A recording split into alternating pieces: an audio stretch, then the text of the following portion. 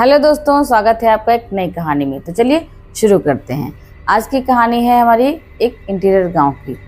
तो एक लड़का है जुग्गू, जो नाम तो उसका जगत है। वो रहता है शहर में, अपने गांव से चला गया था शहर पढ़ने के लिए। उसके जो है बड़े दादाजी की मृत्यु हो जाती है, तो उसको बुलाया जाता है। पहले चूंकि उसका बचपन बीत चुका है गाँव में, तो अब आया हुआ है। उनकी डेड बॉडी घर पे पड़ी हुई है, सभी लोग काम धाम में लगे हुए हैं। उसका एक बड़ा भाई भी है और वो असल में घर में सबसे छोटा है। तो उसको जगत की जगह पे घर पे सभी लोग प्रेम से जुग्गू बुलाते हैं। तो जो जुग्गू की माँ होती है, वो भी सब रोने पीटने में लगे पड़े हैं। उनका जो है क्रियाक्रम जो आखिरी होता है, उसका अंतिम संस्कार में दादाजी के सभी लोग तैयारी कर रहे हैं। तो अब ये जुग्गू भी एक पास बैठा हुआ, वो भी सिसक रहा है कि दादाजी कितने अच्छे थे हमारे और कैसे कैसे ख्याल रखते थे सबका। तो सभी लोग उनकी जो अच्छाइयाँ हैं उनको याद करके सब रो रहे हैं और बातचीत कर रहे हैं। इसी में जब अंतिम संस्कार में जो सारे काम होते हैं या जो भी सामान लगता है, उसको लेकर के बहुत सारे लोग जो है इकट्ठे हुए हैं कि ये सब करना है। कोई कुछ ला रहा है तो कोई कुछ ला रहा है। इस तरह से सारी तैयारियां हो रही हैं। तो उसी तैयारियों के बीच में पता नहीं क्या चीज़ ऐसी कुछ कम पड़ जाती है। घर पे जब काफ़ी लोग बैठे हुए हैं और उनको जब वो ले करके चले जाते हैं, करीब मतलब उनको अंतिम क्रिया के लिए लेके जा रहे होते हैं या चले जाते हैं, उसी टाइम पे जुग्गू की जो माँ होती है वो जुग्गू से कहती है, बेटा कुछ चीज़ कम पड़ गई है, जरा ये जाओ ले आओ जा करके। सभी लोग तो वहीं अर्थी के आसपास हैं या जा रहे हैं, तो किसी को टाइम नहीं है। तो सब अलग अलग तो नहीं है, सभी एक ही साथ में है। अब वो किसको बुलाएं किसको नहीं, तो उनको जुग्गू ही नज़र आता है, क्योंकि वो छोटा है, इतना छोटा भी नहीं है, इंटर में है। तो जुग्गू आता है पास में, माँ के बुलाने के पे आता है और कहता है, क्या माँ क्या मंगाना है? तो कहती है, जुग्गू जाओ यहाँ बाजू की दुकान, जो गांव की दुकान है, बाजू में गांव की दुकान है, उससे जो है सामान ले आओ। तो बाजू की दुकान सुन के समझता है कि यहीं कहीं होगी। तो उसने कहा, उसके सामने तो कोई दुकान थी नहीं। दुकान तो बाजू का मतलब बाजू का गांव, गांव के रास्ते में जो है एक नहर की पुलिया, नहरिया पड़ती और खेत पड़ते, कुछ बाग वाग पड़ते, सुनसान रास्ता, इतनी दूर तो गांव था।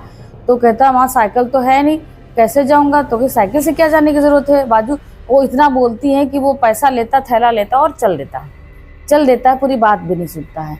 और वो पहुंच जाता है बाजू के गांव। इतनी दूर गांव है, वो कैब चलते चलते पैदल पहुंचता है और लगभग 1 घंटा उसको हो जाता है। पुलिया के पास जैसे ही पहुंचता है, तो वहाँ पे उसको एक छोटा सा लड़का जो है करीब 6-7 साल का बैठा रो रहा होता है। तो उससे कहता है, अबे क्यों रो रहा है? तो कुछ नहीं बोलता है, कहता मुझे वहाँ जाना है। तो उसको जो छुटपुट अंधेरा भी होने लगा। इधर वो सब वो जो है सोच रहे हैं कि वो अभी तक नहीं आया, और यहाँ वो जो है लड़के से बात कर रहा है। तो उसको दिखाता है, रोशनी दिखाता है, क्योंकि सुनसानी जगह होती है, कोहरा वोरा का लगता है कुछ।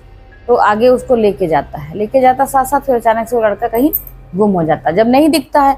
अब वो सोचता है, इतना अभी रो रहा था, इतना परेशान कर रहा था, अभी गायब है। तो छोटू छोटू करके ऐसे आवाज़ देता है, लेकिन वो नहीं दिखाई पड़ता। फिर वो आगे जाता है। आगे जो है एक खेत पड़ता, खेत की मेड़ के पास में एक औरत बैठी रो रही होती है। वो कहती है, मेरा ये काम नहीं हो रहा। तो वो जाता है उसके पास, कहता है, कौन सा काम नहीं हो रहा, क्या तुम्हारा काम करना, लाओ हम कर दें। तो बड़ी अजीब सी नज़रों से उसकी तरफ ऐसे देखती, तुम मेरा काम करोगे, तुम करोगे काम? और वो कहता, हाँ हाँ क्यों नहीं करेंगे, बिल्कुल करेंगे, लाओ हम अभी कर देते हैं। लेकिन वो जो है अजीब सी नज़र से उसको देखती है और फिर वो कहती है, ठीक है कर दो। इतना करने के बाद में, कर पाओगी? बहुत तेजी से बोलती है।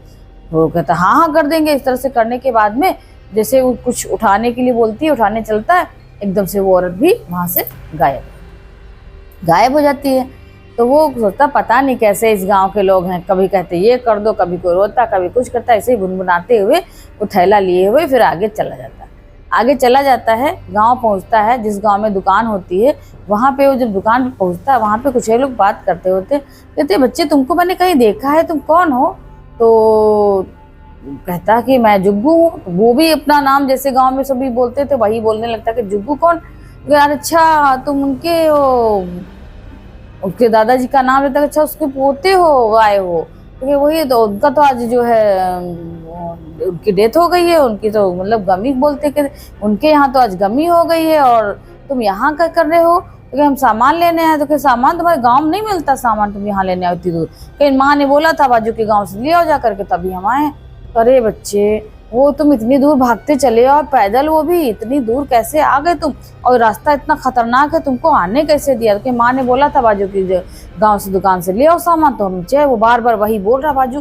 तो बड़ी हैरत हुई, कह रही अच्छा ठीक है तुम आ तो गए हो, लेकिन जरा संभल के जाना।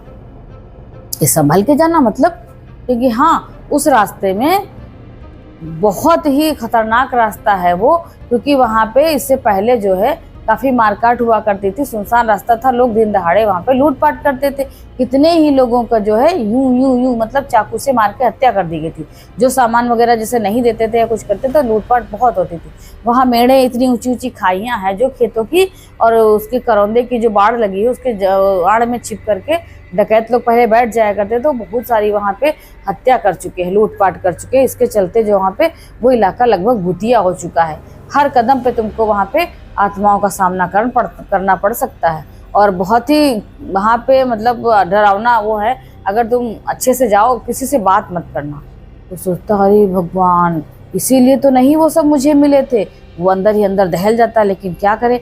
फिर वो करता ठीक है चाचा हम चले जाएंगे, और वो करके झोला अपना लेता है, वही थैला, और चल देता है। चलते चलते जब रास्ते पहुँचता है, उसको फिर वही जब पुलिया के पास पहुंचता, फिर सोचने लगता है यहीं वो हमको मिला था लड़का। उसके आगे और चलता, लेकिन आधे रास्ते तक तो उसको कुछ नहीं मिलता। आराम से चलता जा रहा। लेकिन जैसे ही वो पुलिया से नीचे उतरता है, फिर उसको ऐसे ही मौली सी धोती पहन के बैठी हुई एक औरत मिलती है, अजीब सी शक्ल बनाई हुई। उसकी तरफ देखती है और रोने जैसी आवाज़ निकालने लगती है। उसके बाद थोड़ी देर के बाद फिर डरावनी आवाज़ निकालती है, और वो इतनी तेज़ी से वो भागता है, बहुत ही तेज़ी से भागता है कि कैसे भी करके हम घर अपने पहुँचे। लेकिन वो जो है उसका मन नहीं मानता है, वो फिर पलट के बोल देता है। उसको नहीं बोलना चाहिए था, लेकिन वो फिर भी बोल देता है। लेकिन फिर उसको अपनी गलती का एहसास होता है कि क्या करे क्या ना करे। उसके बाद फिर थोड़ा सा आगे बढ़ता है, फिर उसको ऐसे ही कुछ लोग दिखाई पड़ते हैं, वो भी ऐसे ही आपस में बातचीत करते, कोई उठा देता तो अच्छा था, कोई तो अब इसको फिर मन नहीं मानता, फिर ये बोल देता कि कोई उठा देता तो अच्छा रहता। अभी ये जो है इतना सोचता है कि मुझे नहीं बोलना चाहिए था, मैंने बोल दिया। ये सिर पर पैर रख के इतनी कस के वहाँ से भागता है, खेतों मेड़ों से होते हुए भागते हाँफते, और जब घर पहुँचता है जा करके देखते क्या उठावनी मतलब बर्थी जो है दादाजी की, वो तो उठ चुकी थी, सभी लोग जा चुके थे। घर पे उनकी माँ थी और भी जितने भी जनानियाँ थी, वो सब एक ग्रुप में अलग अलग सब बैठी हुई थी करके, अपना अपना ग्रुप बना करके, और काम काज घर के हो रहे थे। वहीं पर जब जैसे जाता है थैला रखता है, थैले माँ ने मंगाए थे बताशे और कुछ चीज़ें मंगाई थी, अगरबत्ती वगैरह, क्योंकि घर पे जब वो उठावनी हो जाती है उसके बाद बताशों की ज़रूरत पड़ती है, कुछ बताशे कम पड़ गए थे तो इसीलिए मंगाया था। और घर पे धूप बत्ती भी नहीं थी, तो वो जो है रखता है, तो माँ उसकी जो है इतनी तेज से उसका कान पकड़ के खींचती है कि तू जग्गू इतनी देर से आया है, कहाँ गया था तू? उससे जो है 10 मिनट में सामान लाने का, तो 2 घंटे के बाद आ रहा। अब वो बताता माँ 2 घंटे, तुम्हें तो कहा था बाजू के गाँव से दुकान से सामान ले आओ, बाजू की गांव की दुकान से। अरे बाजू की गांव, तूने तो ठीक से सुना नहीं था मैंने क्या कहा? अरे भाई अपने भी गांव में दुकान है, बाजू के गांव की दुकान नहीं बोली थी मैंने, तूने पूरी बात मेरी सुनी भी थी नहीं। और उठाती है डंडा इतनी कस के, उसको गुस्से में लोहे लगाने चलती, फिर सोचती है भाई क्या करूं, अभी जाने क्या क्या हो जाता। तुझे पता भी है उस रास्ते में अभी एक नहीं 2-2 लाशें उठती वहां से। जो भी आज इस टाइम पे जो जाता है और आता है, वो कभी जिंदा नहीं बच के वापस आता, हमेशा वो कोई ना कोई उठा के लाता है, वो बिल्कुल समझ लो फिनिश हो जाता है। तो तुम्हारी किस्मत अच्छी थी जो तुम वहां से बच के आ गए, पता नहीं कैसे तुम आ गए।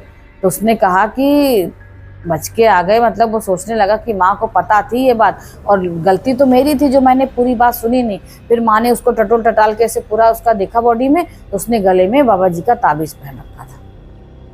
बहुत पहले से उसने पहनाया हुआ था, तो वही पहना हुआ था, लेकिन वो शर्ट की वजह से दिखाई नहीं पड़ा था ऊपर है, लेकिन वो बचा उसी चक्कर से था, नहीं तो उसके साथ भी वही हो सकता था। माँ उसकी बहुत रोने लगी, उसको पकड़ के बहुत दुलार किया कि बाबा जी के ताबीज़ की वजह से तुम बच गए बेटा, नहीं तो आज घर में 2-2 आरती उठ जाती। तो उसने कान पकड़े, कहा माँ ये बहुत बड़ी गलती हुई जो मैंने आपकी पूरी बात नहीं सुनी, आपने कुछ कहा था और मैंने उसको कुछ समझ लिया। तो गाँव में ही दुकान थी, पर वो अनजाने में ही अनजानी जगह पहुँच गया, और उसका खामियाजा देखिए कैसा भुगतना पड़ा उसको, कि बहुत परेशान होकर के वहाँ। खैर वो बच गया अच्छे से, और उसकी माँ ने भी उसको अच्छे से रखा कि अभी तुम कहीं नहीं जाओगे, आराम से घर में बैठो, देखो इतना गमगीन माहौल है, सभी लोग कितने परेशान हैं, अब तुम कहीं भी बाहर निकल के नहीं जाओ। और उसको वहीं घर पे बिठा लिया। तो दोस्तों ये थी आज की कहानी। मिलते हैं कल एक नई कहानी के साथ।